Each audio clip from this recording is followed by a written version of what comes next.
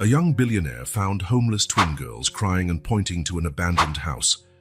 Just a few minutes later, he entered that house and broke down in tears when he saw what was inside.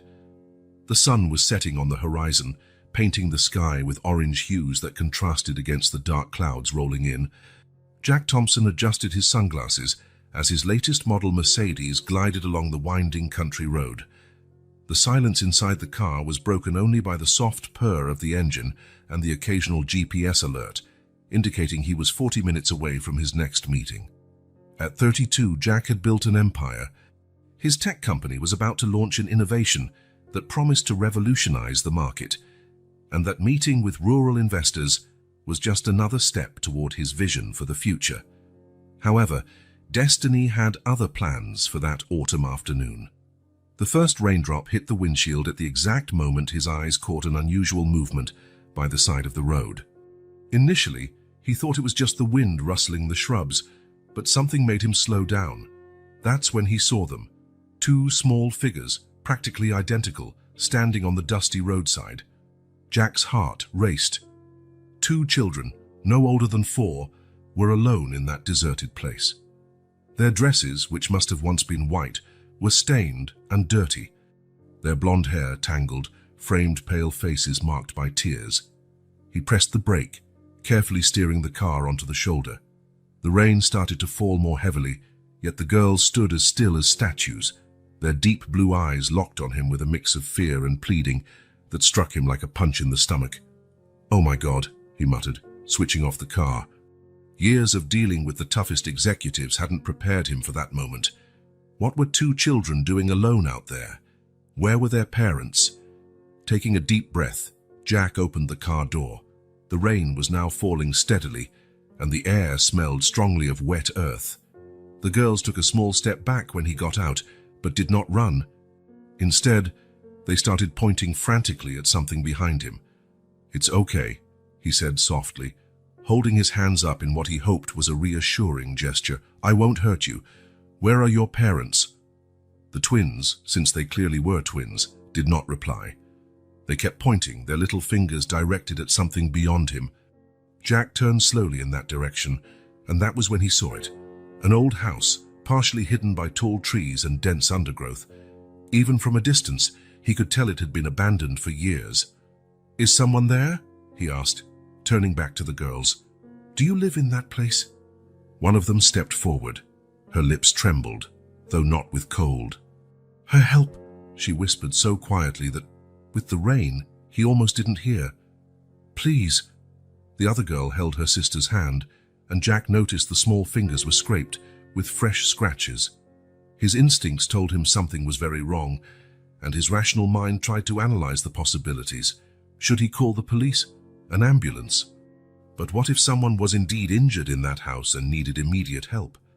The rain fell harder by the second, and the girls were beginning to shiver. Jack took off his coat and, moving slowly so as not to scare them, approached. "Can I put this on you? It's getting cold." To his surprise, the girls did not recoil. They allowed him to cover them with his coat, big enough to wrap them both. That was when he saw up close the faint bruises on their arms, recent marks that made his blood boil. "What are your names?" he tried again, keeping his voice calm, despite the anger that rose in him toward whoever had hurt these children. "Sophie," murmured the one who had spoken, then pointing at her sister, "Emma." "Sophie and Emma," Jack repeated, trying to win their trust. "I'm Jack. Is someone hurt in that house?" The two nodded in unison, and fresh tears began streaming down Emma's face. Sophie pulled her sister close, showing a surprising strength for someone so small. Jack pulled out his cell phone, but there was no signal in that remote area. He looked again at the abandoned house, then at the drenched girls in the rain. He couldn't leave them there, but he also couldn't simply take them and go. What if someone truly needed help in that place? "Would you like to get in the car? It's dry and warm inside," he offered, pointing to the Mercedes. The girls hesitated, exchanging that silent communication only twins seem able to share. Finally, Sophie spoke again. "Will you help?" "I promise I'll help," Jack replied, and there must have been something in his voice that convinced the girls because they let him lead them to the car. After settling them in the back seat, Jack turned on the heater and took out some water bottles from the glove compartment. The girls drank thirstily, and he noticed how their small hands shook while holding the bottles. "Are you hurt? Did someone do this to you?" he asked gently. But the twins only looked back at the house, their expressions rife with concern. Rain now fell in sheets, turning the afternoon into an early dusk. Through the foggy windshield, the abandoned house looked even more sinister, its windows black like empty eyes staring at them. Jack knew he had to make a decision. His phone was still out of signal. The girls clearly needed help, and someone might be hurt in that house. Years of making high-stakes corporate decisions seemed trivial compared to the pressure he felt now. "Stay here, okay? I'll take a quick look inside the house," he said, more to himself than to the silent girls. But as he went to open the door, Sophie clutched his arm with surprising strength. "Together," she said, her voice soft but unwavering. "We go together." Emma nodded, and something in their looks told Jack they wouldn't stay put in the car, no matter what he said. Perhaps they feared being left again, or maybe they knew they needed to show him something specific in the house. The rain kept pouring relentlessly as Jack took a flashlight from the glove box. The girls left the car, still wrapped in his too big coat, and instinctively held onto his hands, Sophie on the right, Emma on the left. While they walked toward the abandoned house, Jack Thompson, the billionaire used to having every detail under control, suddenly felt entirely out of his comfort zone. He had no idea what he would find beyond that weathered door, but something told him his life was about to change forever. What he did not know was how right he was. The door creaked ominously when Jack pushed it, the sound echoing through the empty structure of the abandoned house. His flashlight beam cut through the darkness, revealing an entrance hall seemingly frozen in time. Sophie and Emma tightened their hold on his hands, leading him with determined steps through the gloom. The smell was the first thing that hit him, a suffocating mix of mildew, rotting wood, and something else, something that made his stomach churn. Rain dripped through holes in the ceiling, forming small puddles on the stained hardwood floor. Wallpaper, once fancy, peeled in strips from the walls like old skin. "Over here," Sophie whispered, pulling him toward what once must have been the living room. The beam of the flashlight showed furniture draped in dusty sheets, like silent ghosts standing watch.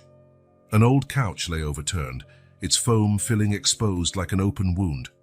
Slivers of a shattered mirror gleamed on the floor like dirty shards of diamond, reflecting the light in wild patterns. It was then that he saw her. In the center of the room, half concealed by an overturned armchair, lay an elderly woman. Her gray hair was stained red on one side, and her pale face clashed sharply with the dark floorboards. "Oh my God," Jack breathed, releasing the girl's hands and rushing to the woman. He kneeled beside her, feeling the wet floor seep into his expensive trousers. His fingertips found the woman's pulse, weak but present. The twins immediately took positions on the other side of her body, their small faces showing a concern beyond their years. Emma gently touched the woman's face, while Sophie held her wrinkled hand. "Grandma Claire," Emma whispered, voice trembling. It was the first time Jack heard her speak. "Claire? Is that her name?" Jack asked, already pulling out his phone again, desperate for a signal. Nothing. "She's your grandmother." The girls exchanged glances but didn't answer. Jack noticed a dry trail of blood running from Claire's temple, likely from a fall. Her face was lined by years of sun and worry, yet still held a certain dignity, even unconscious. A crack of thunder made the house's windows rattle in their frames. The rain now fell in torrential sheets, turning the holes in the roof into miniature waterfalls. Jack removed his suit jacket and placed it over Claire, hoping to keep her warm. "I need to get help," he said, more to himself than to the girls. "She needs a doctor." But as he moved to stand, Claire moaned softly. Her eyes opened, a dull blue, like overwashed denim, and they stayed unfocused for a moment before catching sight of the twins. "My little ones," she whispered, her voice husky and frail. "Are you all right?" "Yes, Grandma Claire," Sophie replied. Emma nodded, tears rolling silently down her grimy cheeks. Claire's gaze then landed on Jack, and he watched fear cross her wrinkled face. She tried to shift, but he gently restrained her. "Please, don't move," he said. "You're hurt." "My name is Jack Thompson. I found the girls on the roadside. They brought me here." Claire relaxed a fraction, but her eyes stayed wary. "The girls," she murmured. "I need to protect." "They're safe," Jack assured her, noticing how the twins crept closer to Claire, like young animals seeking shelter. "But you need medical help. I'll see if I can get a signal to call an ambulance." While he spoke, he scanned the room, noticing details he'd missed earlier. In one corner stood a small stack of well-worn children's books. Nearby, 2 matching teddy bears, threadbare but obviously loved. And on one wall, partly hidden by a torn curtain, hung a calendar marked with a date from 3 years ago. Someone had been living here. This was not just an empty house, it was a refuge. Claire tried to speak again, but her voice faltered. Jack noticed her breathing growing shallower. "I'll go out to the car," he said, rising. "Maybe I can get a signal out there." The girls grew restless, but Claire weakly squeezed their hands. "Go with him," she whispered. "I trust in you." Sophie and Emma hesitated briefly, then stood in perfect synchronicity. Jack realized that, despite their fear, they also showed a remarkable fortitude. Walking back through the dark hallway, Jack couldn't help but notice even more signs that someone had inhabited this place. A broom propped in the corner, dishes stacked neatly on a makeshift shelf, a small pile of folded clothes on a battered chair. Someone had turned this ruin into a home. Stepping into the storm once more, Jack opened the back door of the car for the girls, then slid into the driver's seat himself, starting the engine so he could charge his phone. He noticed a faint signal, just a single bar, but maybe it would be enough. His hands shook slightly as he dialed 911. Waiting for the call to connect, he glanced in the rearview mirror at the twins. They sat quietly, their small hands clasped together, staring through the sheets of rain at the old house. 911, what's your emergency?" The dispatcher's voice never sounded so welcome. Jack quickly explained the situation, giving the coordinates from his GPS. "An ambulance is on its way, sir. Please remain with the victim and keep her warm and still." Jack ended the call and turned to the girls. "Help is coming. Let's go back inside to stay with Grandma Claire." Once again, the twins exchanged looks as though sharing a secret larger than their 4 years of life would suggest. Back in the living room, Claire was conscious, though her eyes were half open. Jack knelt beside her, checking her pulse, still weak but steady. "An ambulance is on the way," he reassured her softly. "Everything will be all right." Claire opened her eyes, doing her best to focus on him. "The girls," she murmured. Promise to protect them." There was an urgency in her voice that made Jack bend closer. "They're safe," he repeated. "I'll make sure they're okay." A tiny smile flickered across Claire's features, and she relaxed a little. The twins nestled beside her, one on each side, like small guardian angels. The faint sound of sirens cut through the roar of the rain. Jack stood, waving his flashlight at a broken window to guide the paramedics. While he waited, he again took in the sight of the trio on the floor, an elderly woman and 2 identical girls. Something about it stirred him to the core, beyond just the obvious tragedy. What had forced an old woman and 2 small children to hide out in that abandoned house? Who or what were they running from? And why had the girls chosen him for help? While the ambulance had yet to arrive, he needed to do everything possible to assist Claire and the twins. Years ago, in the early days of building his empire, Jack insisted every executive at his company take an advanced first aid course. "You never know when you might need to save a life," he would tell them, much to the shock of employees who saw him only as a bottom-line businessman. And now, kneeling on the dusty floor of that old house, that training was more precious than any $1-million contract. "Sophie, Emma," he called gently, "I need your help, okay?" The girls nodded in sync, their blue eyes trained on him. "Can you hold the flashlight for me?" Sophie took the flashlight in her small hands, aiming the beam exactly where Jack needed it. It was astonishing how intuitively the twins seemed to anticipate what was required, moving with a maturity well beyond their years. Jack slipped off his Italian silk tie and folded it carefully, making a makeshift compress for the wound on Claire's head.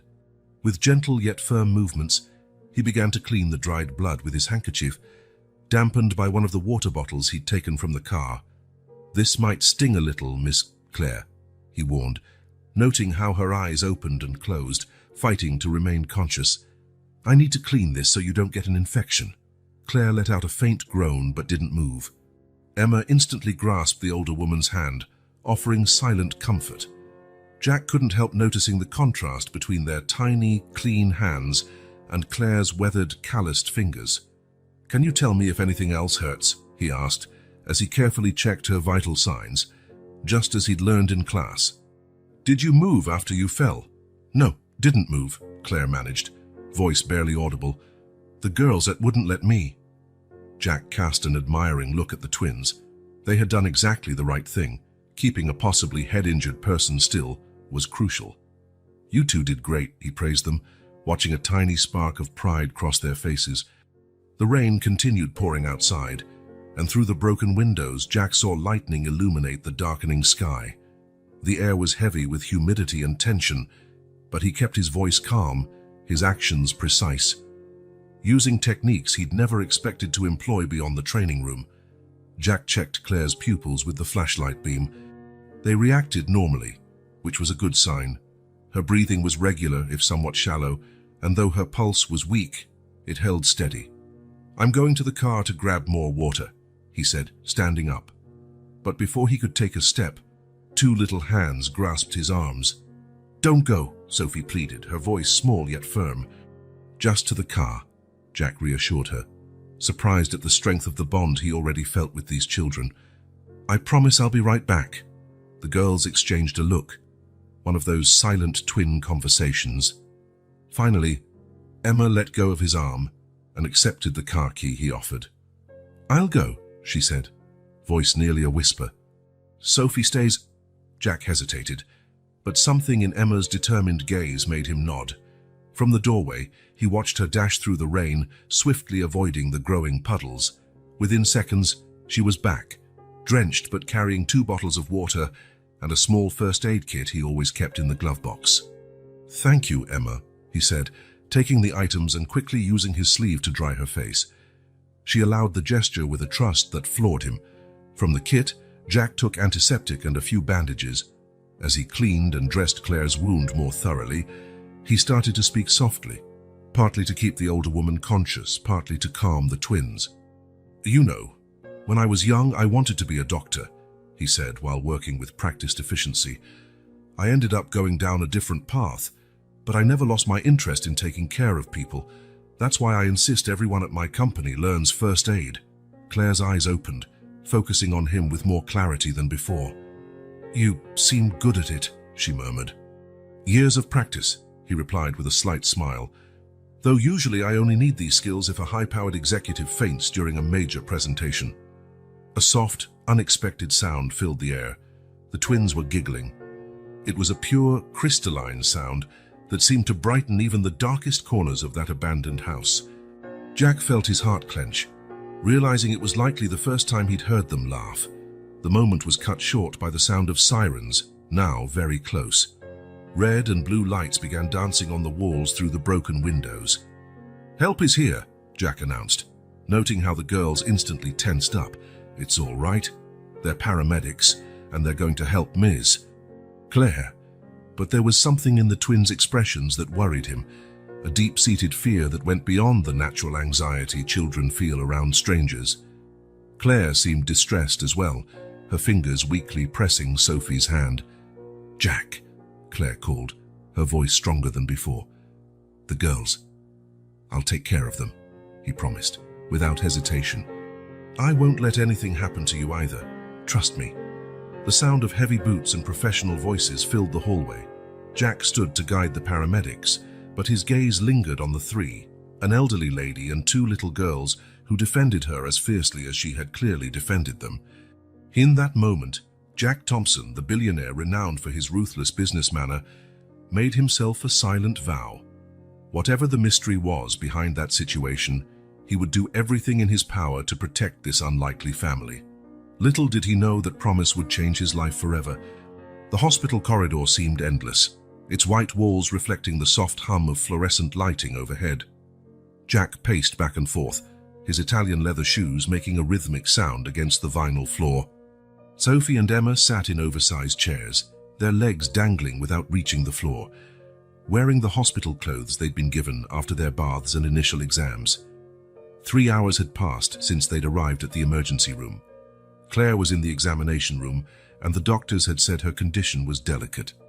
A CT scan revealed a subdural hematoma, words that made Jack's stomach knot when the physician had spoken them. "Mr. Thompson."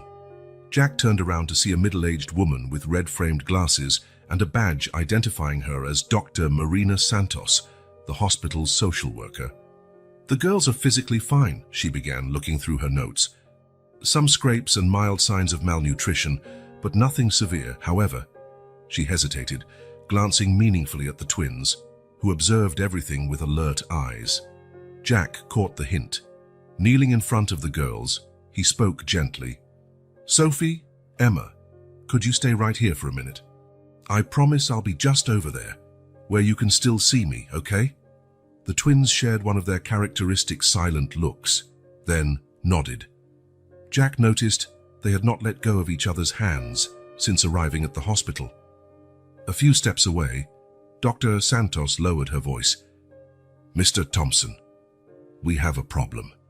We can't find any official record of these children. No birth certificates, no medical history, nothing." A sinking feeling spread through Jack's chest. "What about Miss Claire?" "Claire Dupont, 68 years old. We found some old records, but..." She consulted her notes again.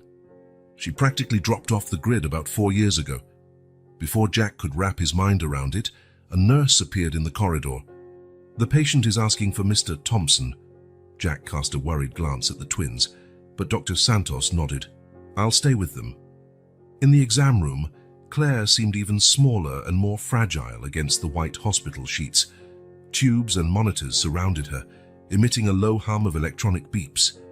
Her eyes were half closed, but they opened when Jack approached. "The girls..." Her voice was barely a whisper. "They're safe," Jack assured her, holding her wrinkled hand. "They're right outside." Claire gave his fingers a weak squeeze. "Don't... let them take them." "Miss Claire, I need to understand. Who are they? Where did they come from?" Claire's eyes filled with tears. My angels from the street." Her voice began to falter. "I found abandoned. So little." Jack leaned in closer, trying to catch her every word. "When? Where?" "Behind the market. Crying. So cold." Claire blinked slowly, as if each word cost tremendous energy. "Couldn't let them die." A monitor began beeping more rapidly, and Claire clutched Jack's hand with surprising strength. "Promise. Protect."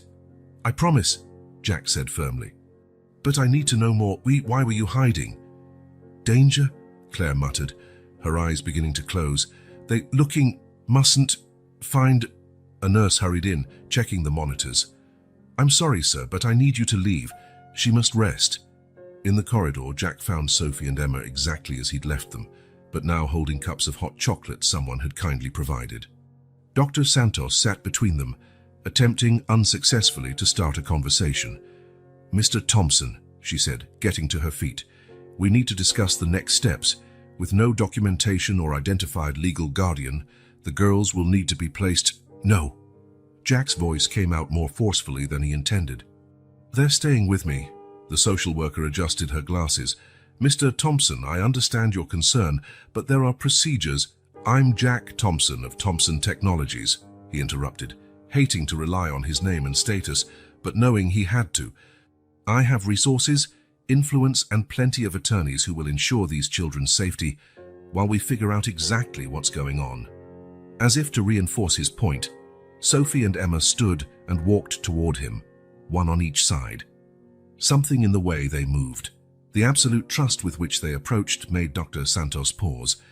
"I'll need guarantees," she finally said. "Documentation, evaluations.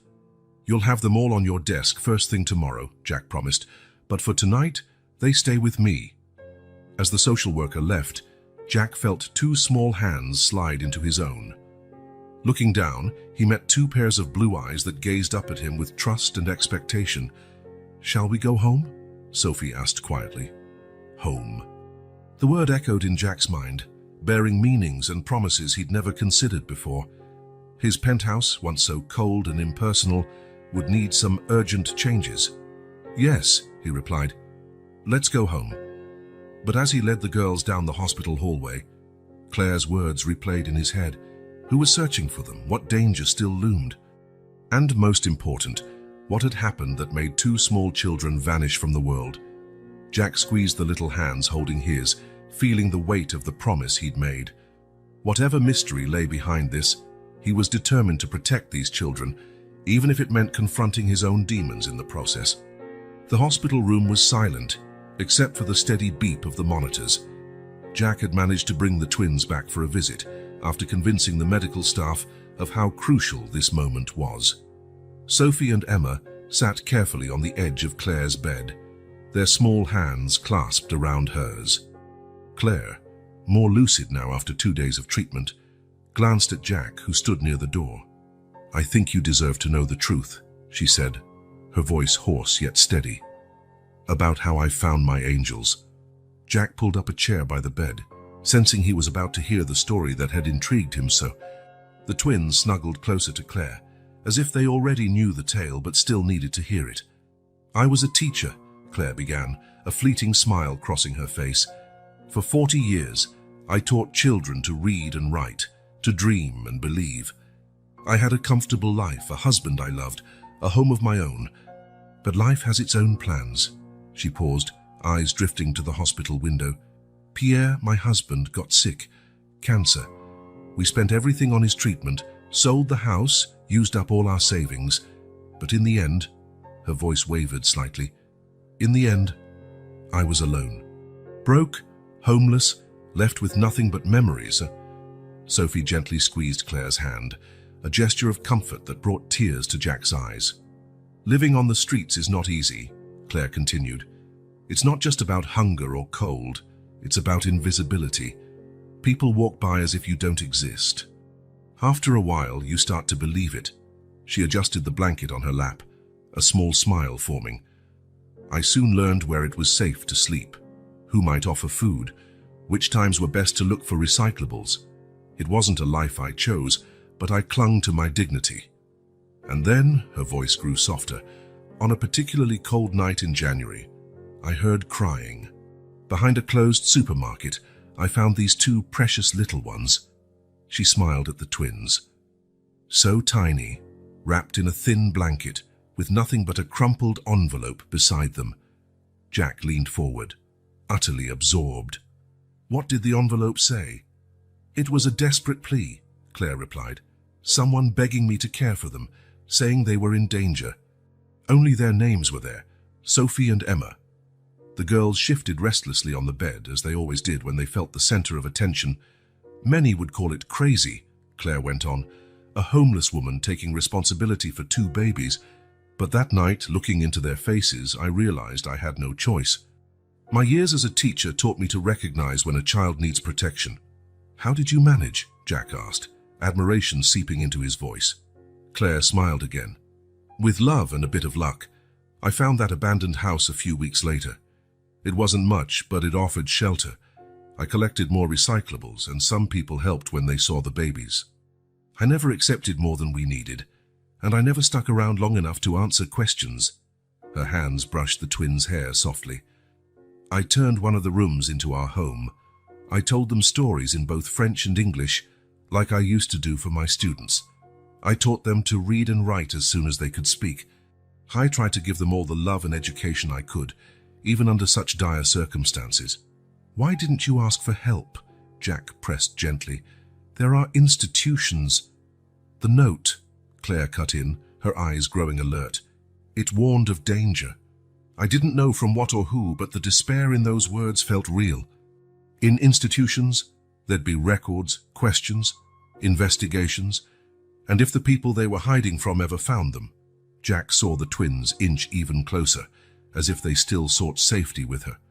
"So I kept our secret," Claire said. Every time I heard a police siren or saw someone suspiciously close to our hiding place, I'd tremble. I knew it wasn't legal to raise children without documents, without formal schooling, without doctors, but the alternative. She shuddered. You saved them, Jack said gently. Claire shook her head. They saved me. They gave me purpose when I had nothing left. Every smile, every new word they learned, every hug. I fought for them, searching for food, keeping us warm and safe. Silent tears now streamed down Claire's face. I know it wasn't the life they deserved. They should have had a real home, new toys, friends, a normal life. But I gave them all the love I had. Sophie and Emma, simultaneously, hugged Claire carefully. You're our grandma, Sophie said firmly. The best grandma in the world, Emma added. Jack felt tears blur his own vision. Claire's story was extraordinary. A woman who had lost everything, but still found the strength to care for and protect two abandoned children. Now, Claire said, gazing directly at Jack, I need to know if I made the right choice in trusting you, because they're all I have, all that matters. You made the right choice, Jack answered resolutely. I'll protect them, and I'll find out who is after them. I promise. Claire nodded slowly, allowing herself finally to relax. Then maybe, she murmured, after all these years, my girls can finally have the life they deserve. The sun streamed through the hospital window that afternoon, bathing the room in a golden glow. Jack looked at the trio on the bed, the elderly woman and the two little girls she had protected so fiercely, and silently promised them all he would uncover the truth behind this mystery, no matter the cost. Let's have an adventure today, Claire exclaimed, her voice carrying a special excitement she saved for such moments. It was a cold, rainy morning, the kind that made the house even damper and gloomier, but Claire knew exactly how to turn adversity into fun. Sophie and Emma, then about 3 years old, watched in fascination as she draped old sheets across makeshift ropes in the room they'd turned into their home. Today, she declared with a playful flourish, we're going camping in the enchanted forest. The room, which others might see as desolate with peeling wallpaper and windows patched with cardboard, came alive through Claire's imagination. Water stains on the walls turned into maps of hidden treasure.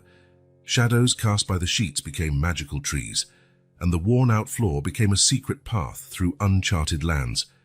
But first, Claire smiled, taking out the small alcohol-burning stove she used so carefully, we need our adventurer's breakfast. Using precise movements, she heated water in a dented but meticulously clean pot. The oatmeal she prepared was simple, yet her stories transformed it into magic potion for strength and courage.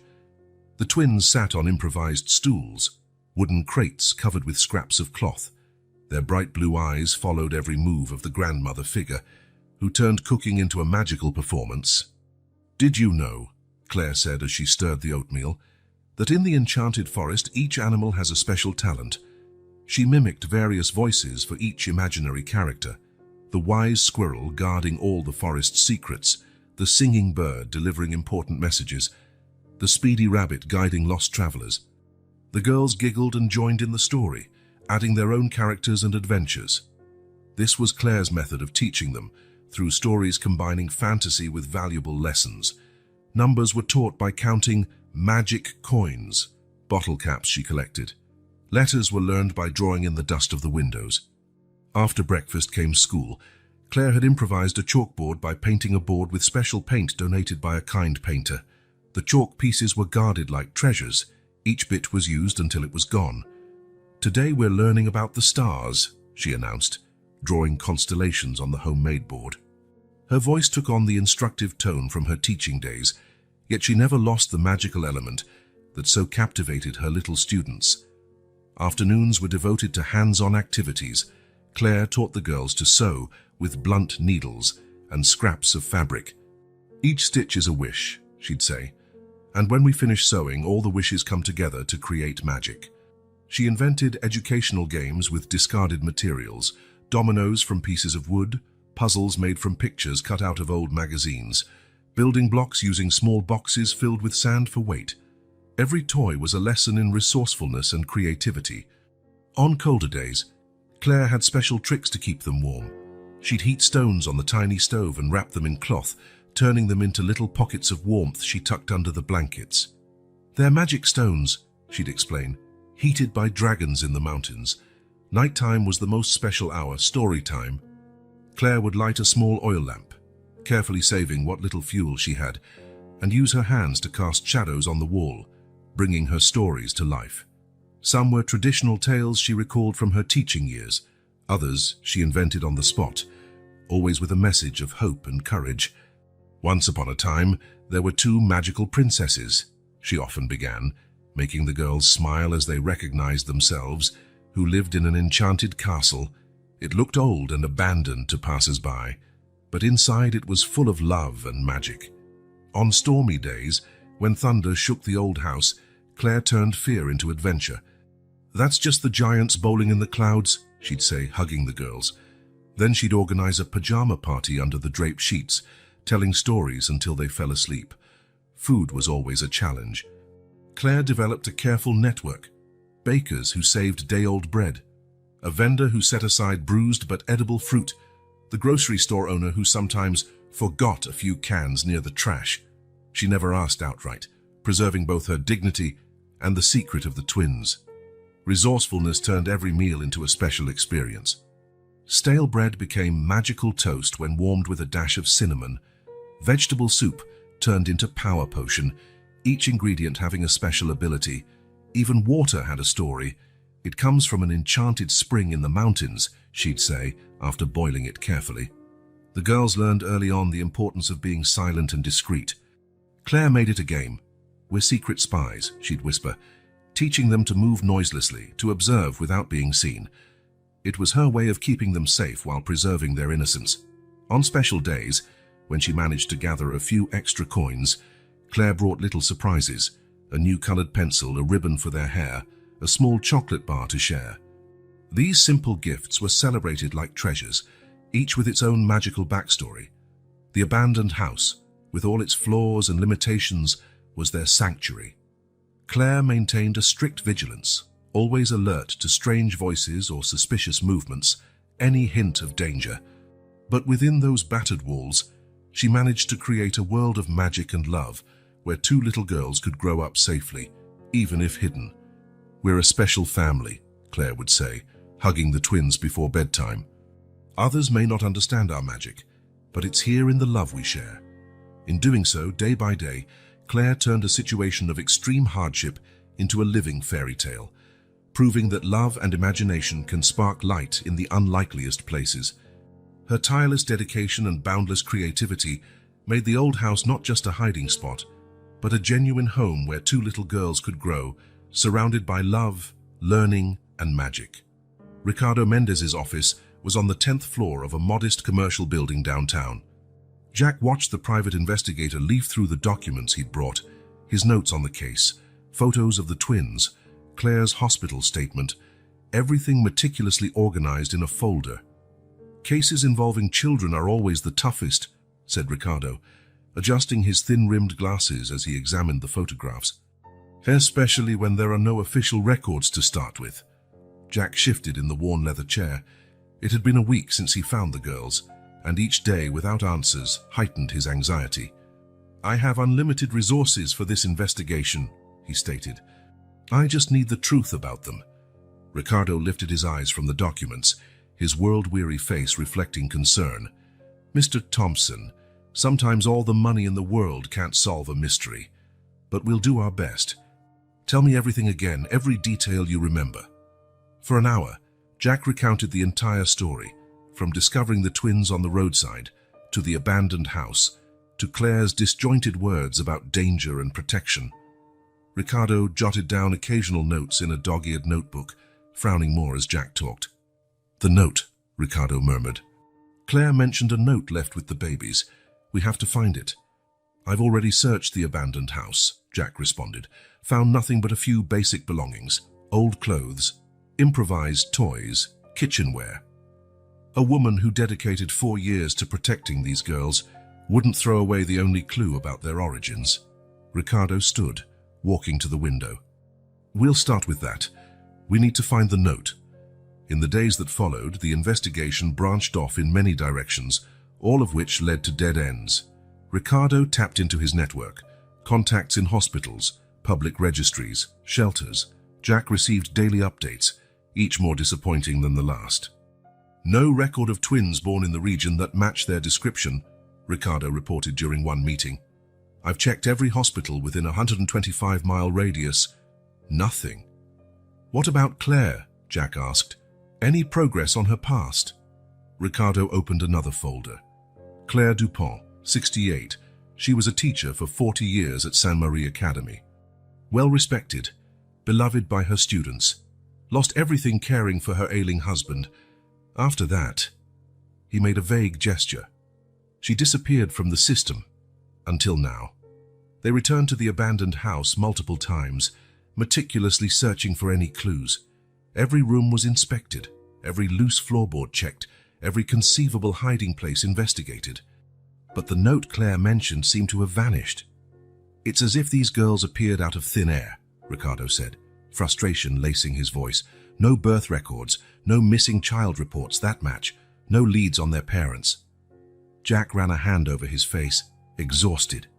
Back at his penthouse, Sophie and Emma were adapting surprisingly well, breathing life and cheer into what was once a sterile environment, but the lack of answers gnawed at him. "You're certain you've checked every hospital?" he asked for the 10th time. "All of them." Ricardo consulted his notes. "All including private clinics and midwife-led birth centers. No record of twins from that time period who match their features." "How is that possible?" Jack muttered, mostly to himself. "Two children can't just appear out of nowhere." The detective shut his notebook with a sigh.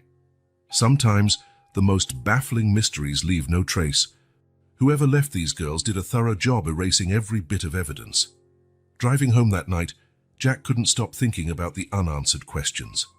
Who were the twins' parents? Why had they abandoned them? And more importantly, what was the danger Claire feared? Entering his penthouse, he found Sophie and Emma drawing in the living room. They had sketched a portrait of him, Claire, and themselves, an improvised yet genuine family.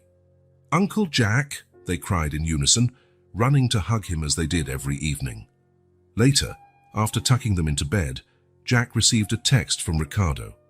Another dead end. No sign of children matching them in local school records either. As if someone deliberately erased all traces. Jack gazed at the sleeping twins, their faces serene, giving no hint of the mystery around them. Meanwhile, Claire was slowly recovering in the hospital, her warnings of danger echoing in his mind. The frustration of the investigation was mounting. Each lead only birthed more questions.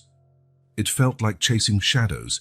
The closer they got, the more the mystery receded. Sitting in his private study, Jack examined once again the scant evidence they had.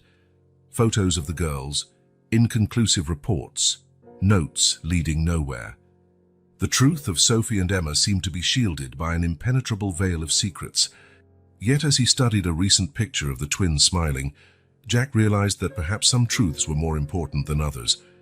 Their origins were a puzzle, yes, but Claire's love for them over 4 years and his own growing affection were real and tangible. Maybe, he thought, some mysteries don't need to be solved. Maybe what matters most is protecting their present and future. With that in mind, Jack put the investigation documents away. The twins' story would remain a mystery for now, but as long as they were safe and loved, perhaps that was enough. The hospital's small garden looked just right for serious conversations that crisp autumn afternoon, with soft sunlight filtering through golden leaves. Claire, seated in a wheelchair, watched Sophie and Emma playing by a little fountain. 2 weeks of recovery had done wonders. Her cheeks were rosier, her gaze clearer. Jack sat on a bench next to her, noticing how her eyes never left the girls even as they spoke. "You know," Claire began, her voice stronger these days, "before them, I felt I had lost all purpose. When Pierre died, when I lost everything, I thought my life was over." Jack stayed quiet, letting her continue. The twins laughed as they tried to catch falling leaves, their new dresses, Jack's gift, fluttering in the breeze. "Living on the streets is lonely," Claire said. "It's not just hunger or cold. It's the feeling of being invisible. People walk past you as if you don't exist. After a while, you start believing that. She adjusted the shawl over her shoulders, a gift from the nurses who'd grown fond of her. I used to sit on a park bench, watching kids play with their parents, remembering my own years as a teacher, how it felt to make a difference. And then you found them, Jack said quietly. Claire smiled, tears shimmering in her eyes. They found me, Jack. That night when I heard their cries, and you know what's ironic? It was the first time in 2 years that someone needed me. Sophie waved from the fountain, and Claire instantly waved back. The note spoke of danger, but I think even without it, I'd have taken them in. There was something in their eyes, so purely trusting. Did you think about asking for help? Jack asked gently. Authorities, social services. Claire shook her head emphatically. The words in that note were not just a warning, but a desperate plea. They're in danger. Who leaves 2 babies out in the cold unless the danger of keeping them is even greater? Jack processed her explanation, watching the twins now spinning in circles around each other in a sort of improvised dance. Those first months, Claire continued, I barely slept. Every siren, every stranger passing too close to our hideout, I turned fear into caution, caution into routine. I learned a new kind of invisibility, no longer the homeless woman people ignored, but a guardian protecting a priceless secret. Her voice trembled. I know what I did wasn't legal, raising 2 children off the record, no formal school, no medical care. But every one of their smiles, each new word, every bedtime hug, I knew it was right. You gave them love, Jack said, and protection, a family. Claire turned to him, her eyes unexpectedly intense. You don't understand, Jack. They gave me so much more. They gave me a reason to live on, to fight. Every cent I earned was for them. Every story I made up, every little trick to keep that house somewhat livable. It wasn't just about protecting them. It was about giving them a childhood, even under the worst circumstances. Emma ran over at that moment, her golden hair glinting in the sunlight. Grandma Claire, look what I found. She held out a pigeon feather, glimmering in the light. Claire took the feather with mock solemnity, as though it were a priceless gem. Ah, my little one, that's magic. Do you know what they say about pigeon feathers found in hospital gardens? Emma shook her head, wide-eyed. Sophie also came closer, equally intrigued. They say they bring luck and healing, Claire improvised, her tone making a simple story sound wondrous, especially when found by brave little princesses. The girls beamed, hurrying back to their game. Jack watched them with a tightness in his chest.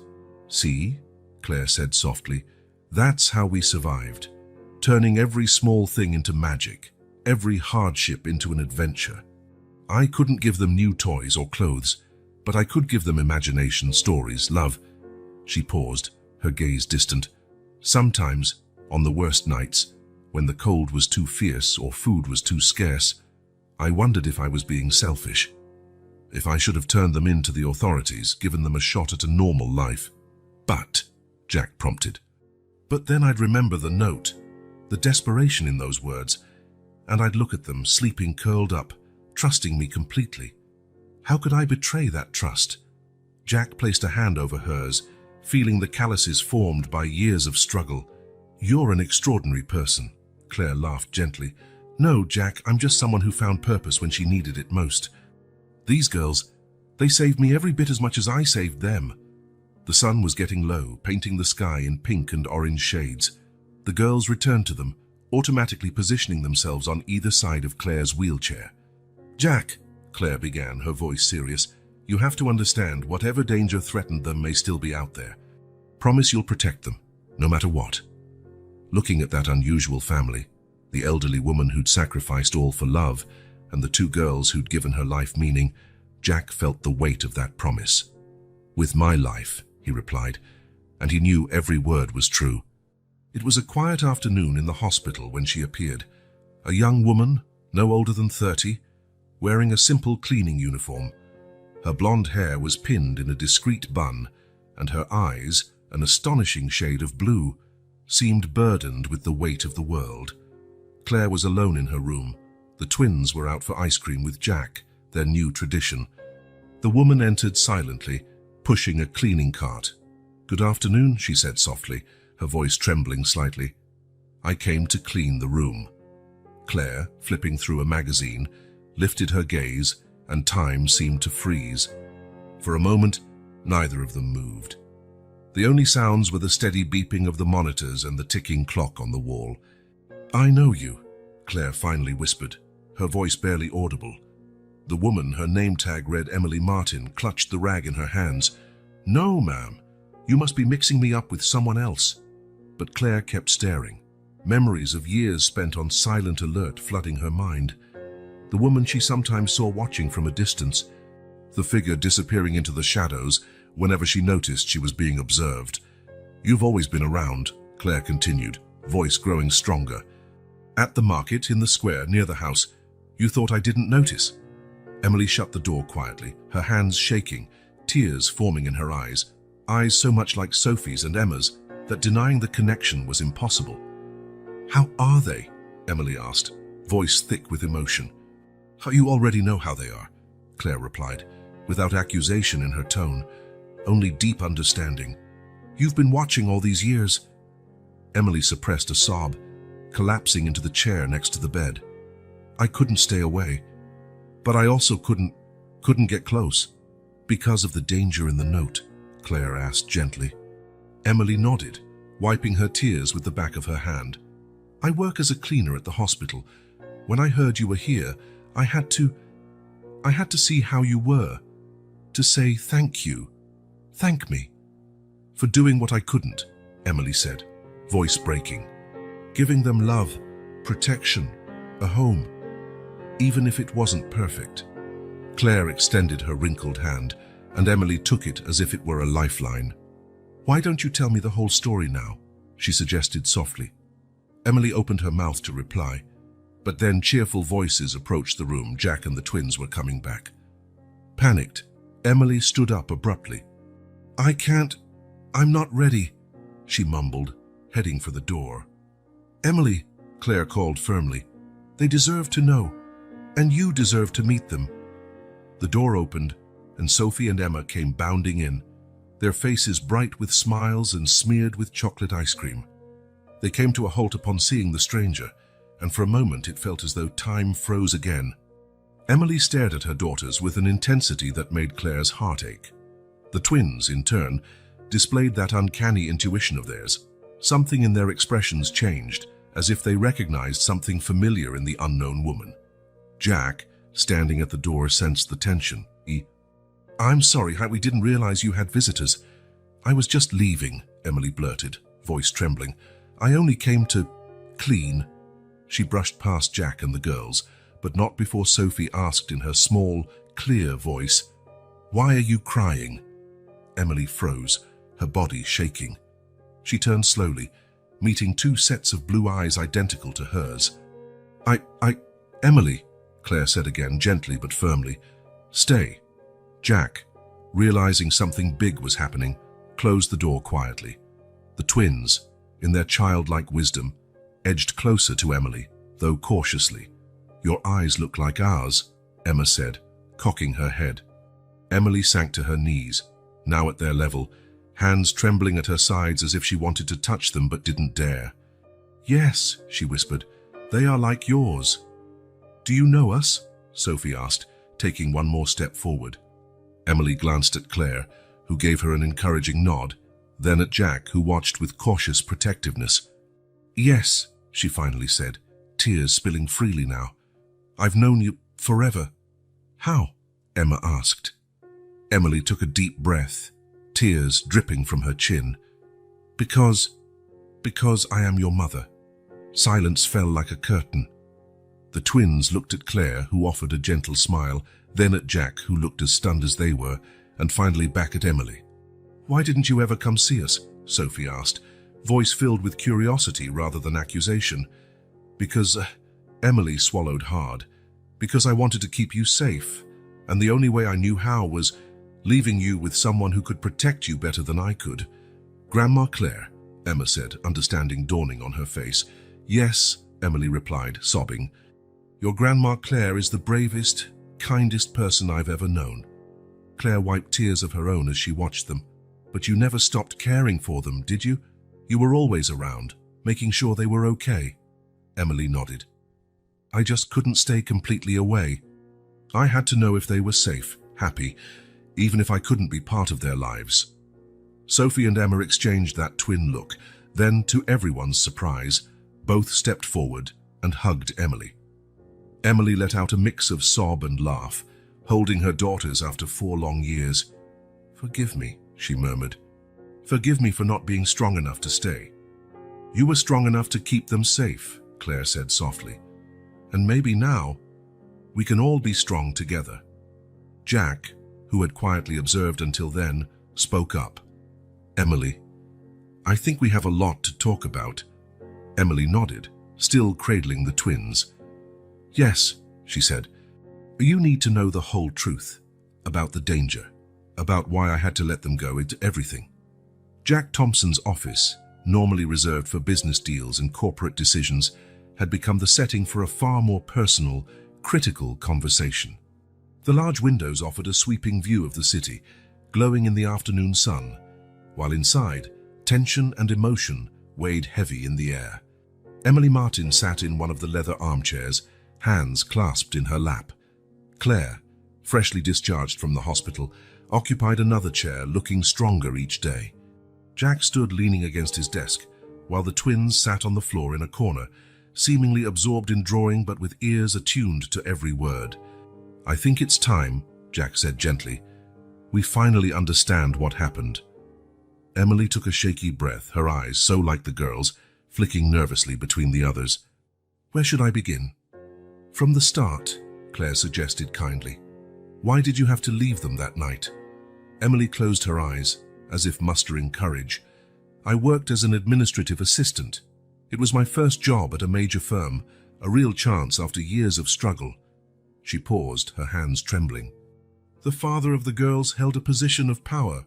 He found out, she continued, voice trembling, around my 5th month, when I couldn't hide the pregnancy anymore. He was furious, said I'd ruined everything, that I threatened his status, his future. In the corner, Sophie and Emma paused in their drawing, pencils hovering mid-air. He threatened me, Emily went on, hands shaking visibly. Said if I didn't fix the problem, and he would, that he had enough power to ensure I'd never see my children, that no one would believe me against him. I knew he was capable of it. Jack clenched his fists unconsciously, while Claire covered her mouth in shock. I ran away that night, Emily said through tears. Resigned by email and vanished. Spent the rest of my pregnancy hiding, changing towns, but when the girls were born, I knew he'd never stop looking. He had resources, connections. I couldn't risk it. So you couldn't keep them with you, Claire concluded softly. Emily shook her head, the guilt still visible in her eyes. So I watched and waited for someone who could protect them better than I could. That's when I found you, Claire. I saw how you treated other children, even while living on the streets. There was a strength and kindness in you that gave me hope. But you never truly left, Jack observed. I couldn't, Emily agreed, glancing at the twins. I found odd jobs nearby, always moving around so as not to leave traces, but never going too far.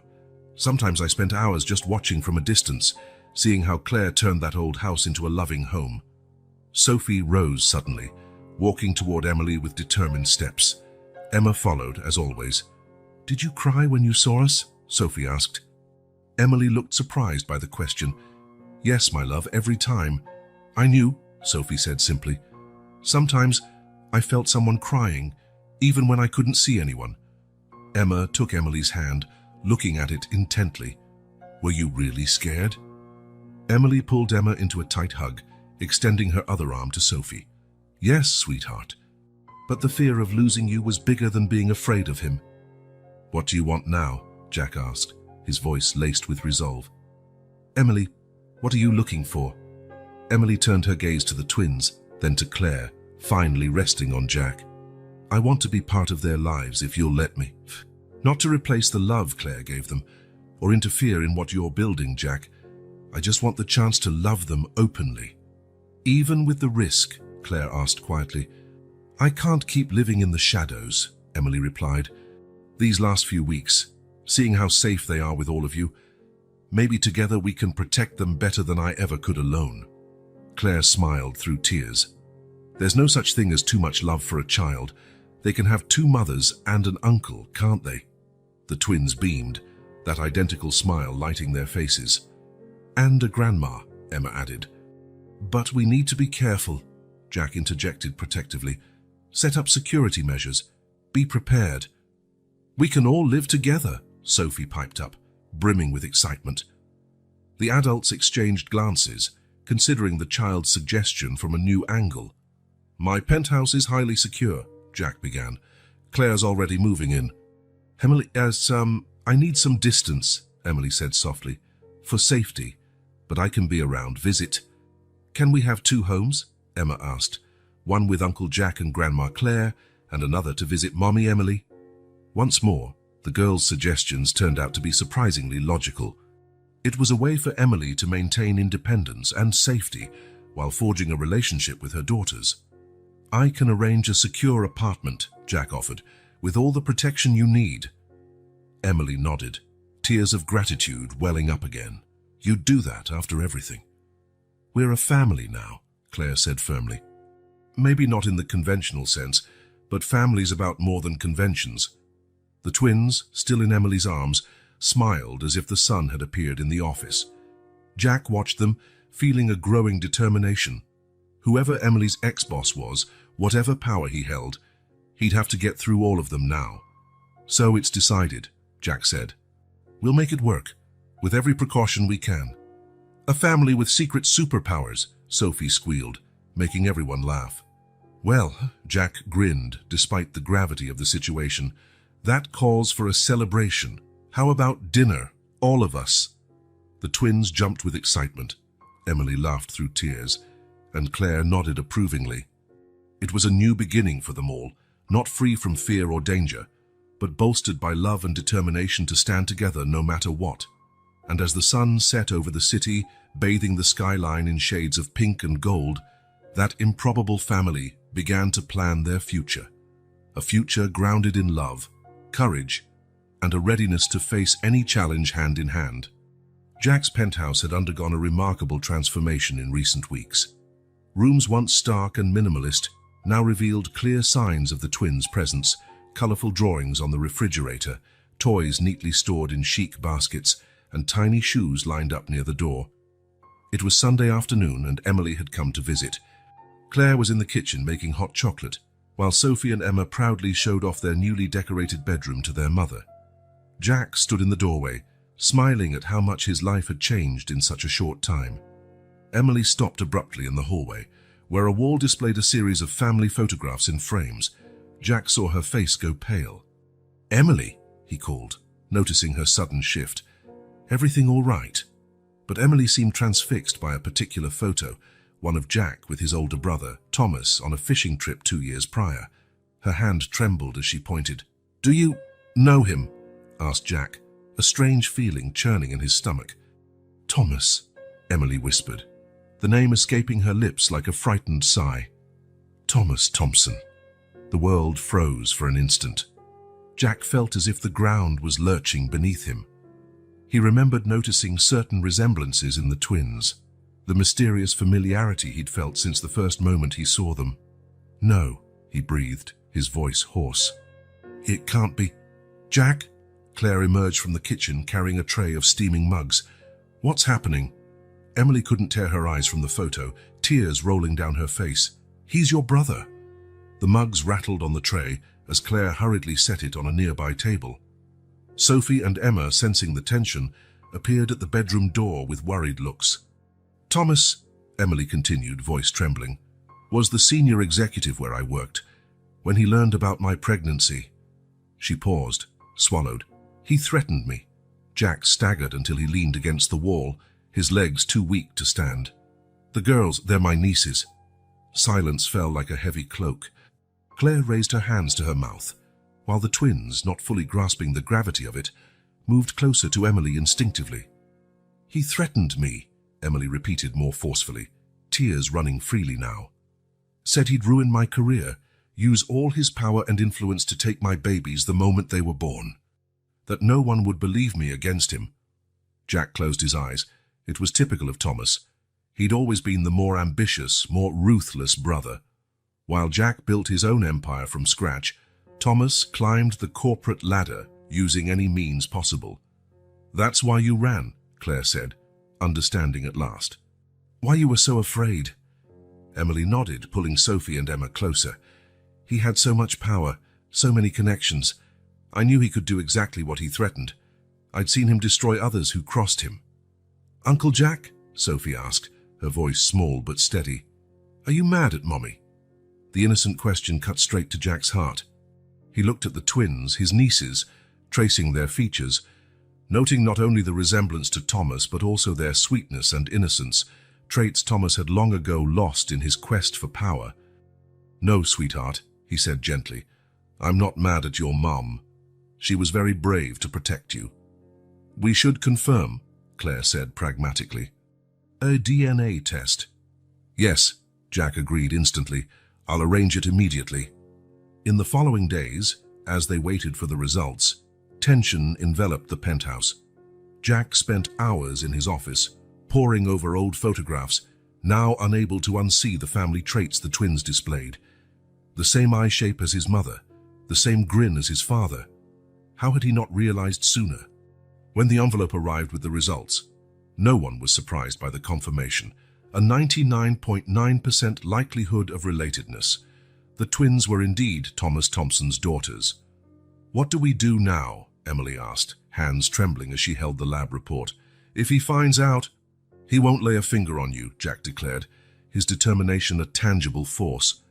"I'm as powerful as my brother now, and unlike him, I use my influence to protect, not to destroy." Claire, seated between the twins, nodded. "We're a family, all of us. Families protect each other." "But he's our dad," Emma inquired, curiosity plain in her voice. It was Emily who replied, kneeling before them. "Yes, darling.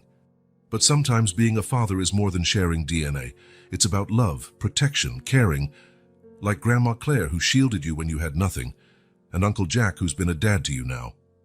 Jack felt tears stinging his eyes. In a matter of weeks, his entire life had been turned upside down. He had discovered not only that he was an uncle, but that his own brother was capable of threatening a pregnant woman and jeopardizing the safety of his own children.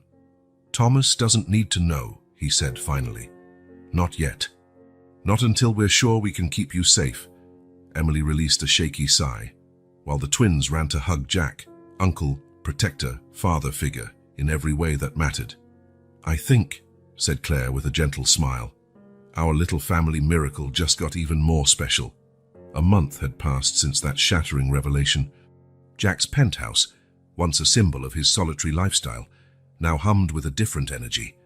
Mornings, formerly punctuated only by the coffee maker and financial news, were now a chorus of giggles, chatter, and the aroma of pancakes.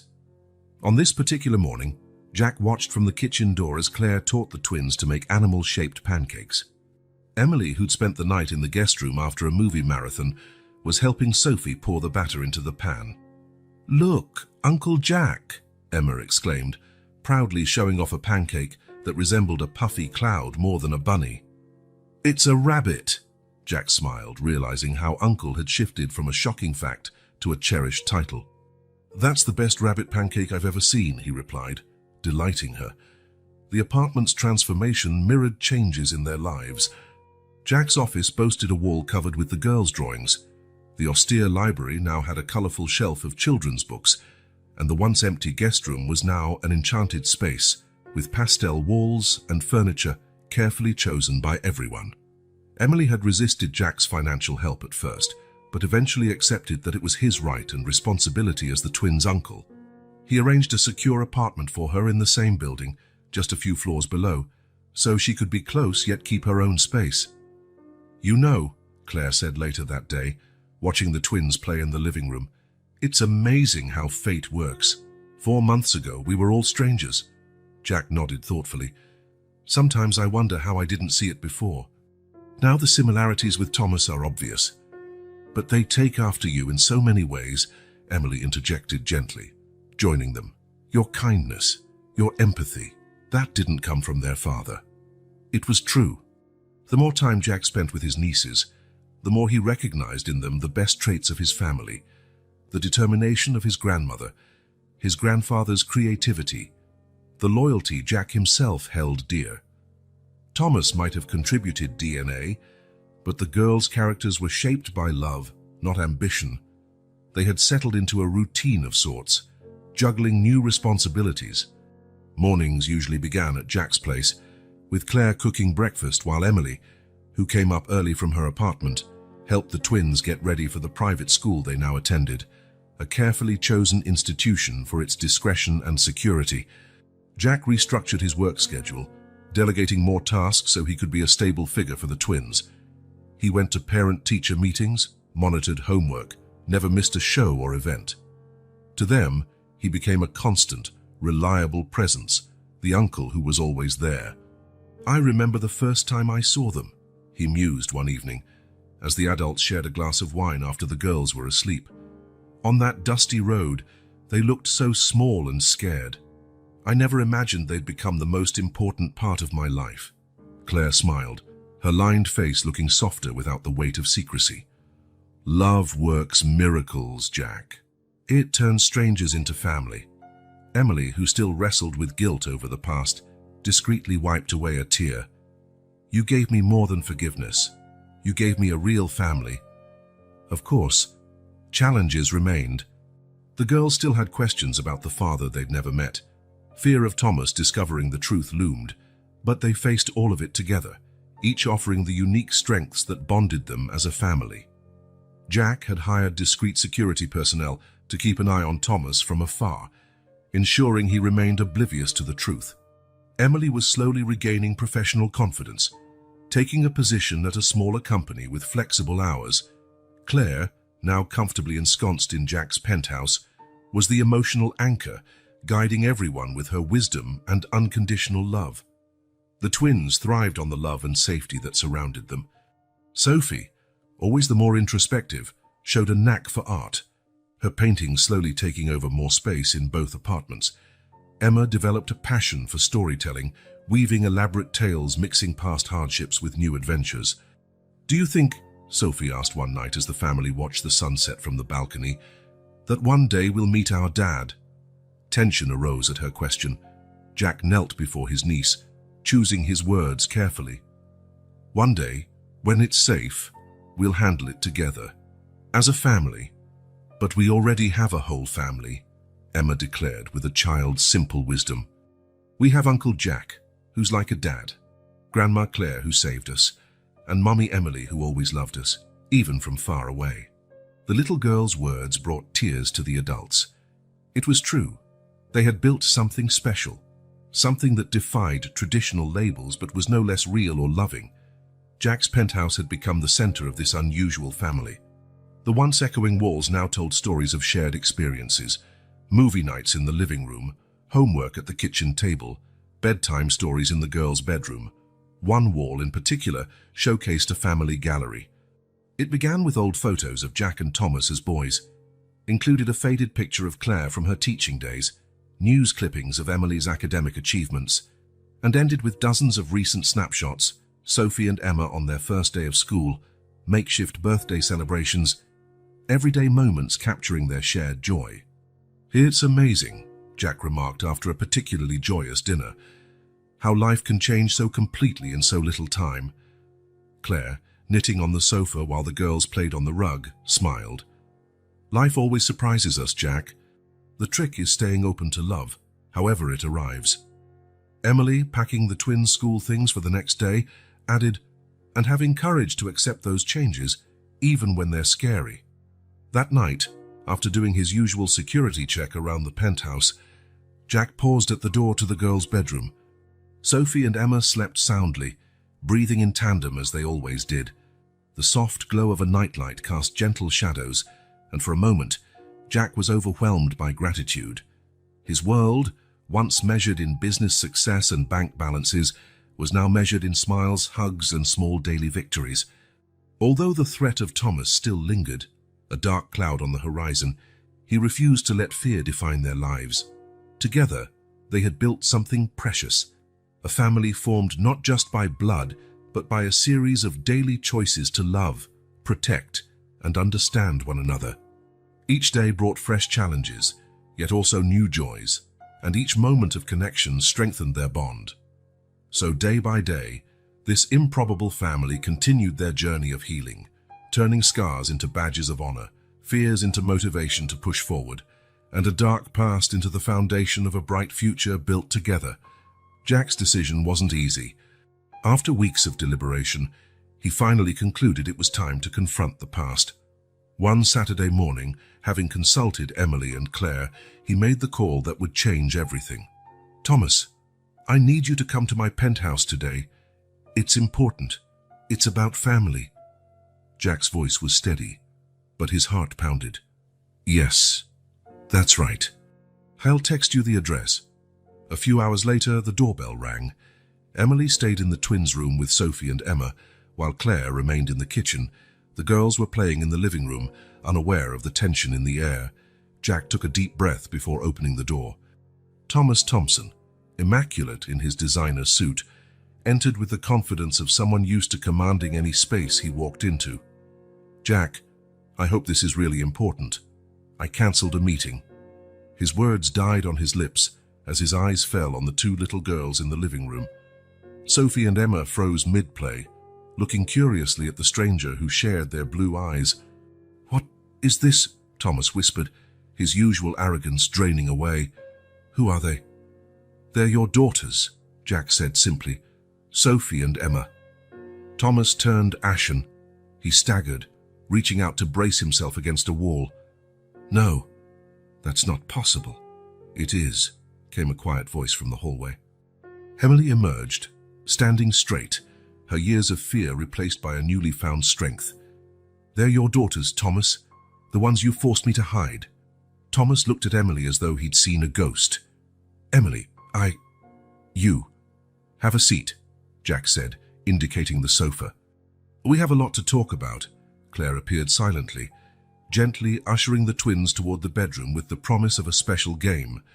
This moment was for the adults. Thomas sank onto the couch, his gaze still fixed on the spot where the girls had disappeared. "All these years, you kept them hidden all these years. You gave me no choice," Emily said, sitting in an armchair opposite him. "Your threats, your anger. What else could I do?" "I was a monster," Thomas whispered, and for the first time in his life, tears trickled down his face. "I was so consumed by ambition, by status. When you told me about the pregnancy, I only cared about how it would damage my career." Jack observed his brother, the always calm, always ruthless Thomas, crumbling under the weight of the truth. "They're wonderful, Thomas. Smart, loving, brave, everything our family always cared about. How did they survive? Where have they been?" Emily shared everything, her escape, finding Claire, the years spent in the abandoned house, and how Jack discovered them. With each word, Thomas seemed to shrink, weighed down by his past actions. "I've changed," he said at last, voice ragged. "In the last few years, I realized how empty my life was. All the power, the money. It's meaningless when you have no one to share it with." "You have a chance now," Jack said quietly. "Not to erase the past, but to do better from here on out." "Do they know?" Thomas asked. "Do they know who I am?" "They know you're their biological father," Emily replied, "but they also know that family is more than blood. They have Claire, who protected them with nothing. They have Jack, who has become the father you couldn't be. And they have me, who can finally love them openly." Thomas got to his feet slowly, walking over to the window. For several minutes, he stayed silent, staring at the city outside. When he turned around, his face was transformed. "Can I meet them?" "Properly." Emily and Jack exchanged a look. It was Emily who answered, "Yes, but it will be on their terms, their pace, and you'll have to prove you deserve to be in their lives." Claire returned with the twins just then, who regarded the tearful man by the window with curiosity. "Sophie, Emma," Emily said gently, "this is Thomas, your biological dad." The girls stepped forward cautiously. Sophie, the more direct one, asked, "Why are you crying?" Thomas knelt, bringing himself to their level. Because I made terrible mistakes and hurt people I shouldn't have. Most of all, your mum, who is one of the bravest people I've ever known. Emma tilted her head, studying him. Are you still mean? The innocent question cut Thomas to the core. No, he replied, voice trembling. Not anymore. Not. And I want the chance to prove it, if you'll let me. The twins exchanged one of their familiar silent looks. Then Sophie said, We have to ask our family. Your family? Thomas repeated. Yes, Emma confirmed. Uncle Jack, who protects us. Grandma Claire, who saved us. And Mommy Emily, who always loved us, even from far away. Thomas looked at the three adults who had built a fortress of love around his daughters. You're more of a family to them than I ever was, he said quietly. But if you'll give me a chance. Family can grow, Claire said wisely, as long as there's genuine love and sincere remorse. That afternoon, something began to shift. Thomas got to know his daughters through stories and drawings, listening to their unique personalities, their likes, their fears, and dreams. With each word and laugh, the man who had once cared only for power discovered a new kind of wealth. I can never make up for the lost years, he said as evening settled, but I promise when from now on to be the father they deserve. It won't be easy, Jack warned. You'll have to prove, day after day, that you've truly changed. And you'll have to accept you're not the only father figure they have, Emily added. Jack earned that title through love and commitment, Thomas nodded, genuine humility showing on his face for the first time. I know I don't deserve it, but I'm willing to do whatever it takes to earn a place in this extraordinary family. Before leaving, Thomas paused to look at his daughters one last time. Sophie and Emma had returned to their play, secure in the love surrounding them. Thank you, he said softly, for not letting my mistakes define their future. When the door closed behind him, a thoughtful silence filled the penthouse.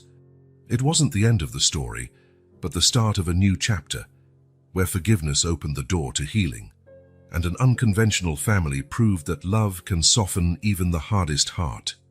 With her characteristic wisdom, Claire summed it up perfectly. Sometimes the greatest act of love is giving someone a chance to be better than they used to be. And so, this extraordinary family took another step forward in their journey of resilience and love, proving that the strongest bonds aren't always the ones you're born with, but the ones you choose to strengthen, day after day. Snow fell gently outside the large windows of Jack's penthouse, turning the city into a postcard scene that Christmas Eve. Inside, the space glowed not only from a cozy fireplace, but from the warmth of laughter and conversation filling every corner. The penthouse, which a year ago was a cold, lonely place, now burst with life and holiday decor. A tall, real pine tree stood in one corner of the living room, laden with ornaments that told the family's unique story. From delicate porcelain angels Claire had chosen to handmade crafts Sophie and Emma had created at school. Sophie and Emma, dressed in matching red outfits, dashed around the room offering homemade cookies they'd baked earlier with Claire. Their bright laughter mingled with the soft Christmas carols playing in the background. "Watch out for the tree," Emily called playfully, adjusting the wreath on the door for what felt like the 10th time. Over the last year, her entire demeanor had transformed, the haunted look in her eyes replaced by a luminous serenity. Claire sat in her favorite armchair, knitting yet another pair of mittens for her endless stash of Christmas gifts. Her face, etched by hard years, now radiated a tranquil joy. Jack and Thomas stood by the fireplace, sipping whiskey and speaking in low tones. Their relationship, although still mending, had found a new balance. Thomas, in particular, was a changed man. Months of counseling, coupled with genuine effort to regain everyone's trust, had smoothed his once harsh edges. "Dad, Uncle Jack," Emma called, running toward them with a storybook in her hands. "Read us that story again." Thomas and Jack exchanged a smile. It was a recent tradition, telling the family's story in a gentler, more magical way for the kids. "Once upon a time," Jack began, lifting Emma onto his lap while Sophie hopped onto Thomas's, "there were two magical princesses who lived in an enchanted castle, with Grandma the fairy godmother," Sophie added, making Claire chuckle from her chair. "Exactly," Thomas continued, voice warm. They were surrounded by love and magic, until one day a lost knight found them. Uncle Jack, the twins chorused, giggling. Emily moved closer, perched on the arm of Claire's chair. They shared a glance laden with memories, reflecting on how far they'd come since that frosty night Claire found 2 abandoned babies. "And do you know what the strongest magic of all was?" Jack asked. "Love," the girls answered, already knowing this part by heart. "That's right," Thomas said, his voice unsteady with emotion. "Love that turned a band of strangers into a family." The doorbell rang, announcing the last wave of guests, close friends who had become extensions of this unusual family. Soon the living room was full, the aroma of Claire's Christmas dinner filling the air. Later, gathered around a table decked with candles and holly, Jack stood for a toast. "This year taught us a lot," he began, looking around at the faces of those he loved. "About forgiveness, second chances, and how love can forge bonds stronger than any hardship." Emily squeezed Claire's hand, tears glistening in her eyes. Thomas, seated between his daughters, looked equally moved. "We learned that family isn't just about blood or names," Jack went on. "It's about daily choices of love and protection, about making room in our hearts for more love, more understanding, and more forgiveness." "And more of Grandma Claire's cookies," Emma piped up, prompting general laughter. "Yes, Princess," Jack said, smiling. "Lots more of Grandma Claire's cookies. So here's to this extraordinary family we've built together, to the meetings fate arranges, the second chances love makes possible, and the future we'll continue shaping hand in hand." "To family," everyone echoed, raising their glasses, Sophie and Emma included, with cups of juice. After dinner, while the children played with their new gifts and the adults talked in smaller clusters, Thomas approached Emily by the window. "Thank you," he said softly, "for not letting my past mistakes keep the girls from having a complete family." Emily smiled, watching her daughters play. "They have enough love for all of us, always did." Across the room, Claire watched them contentedly. "Who would have thought," she said to Jack, "that cold night behind the supermarket would bring us all here?" Jack wrapped an arm around the woman who had become like a second mother. "You always knew love was the answer, didn't you?" "Love is always the answer," Claire replied, "even when the questions seem impossible." By midnight, after the other guests had left and the twins finally dozed off, though not before insisting on hanging an extra stocking on the fireplace just in case Santa missed anyone, the adults reconvened in the living room. Emily and Thomas sat side by side on the sofa, no longer as ex-lovers scarred by betrayal, but as parents united by love for their girls. Claire was in her armchair, knitting needles finally at rest.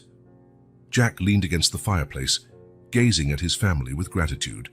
"Sometimes," Thomas said, breaking the comfortable silence, "I have to pinch myself to believe this is real, that I deserve to be part of it."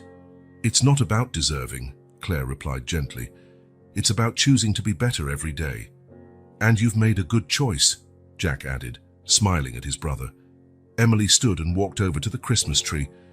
Among the many ornaments, one in particular stood out.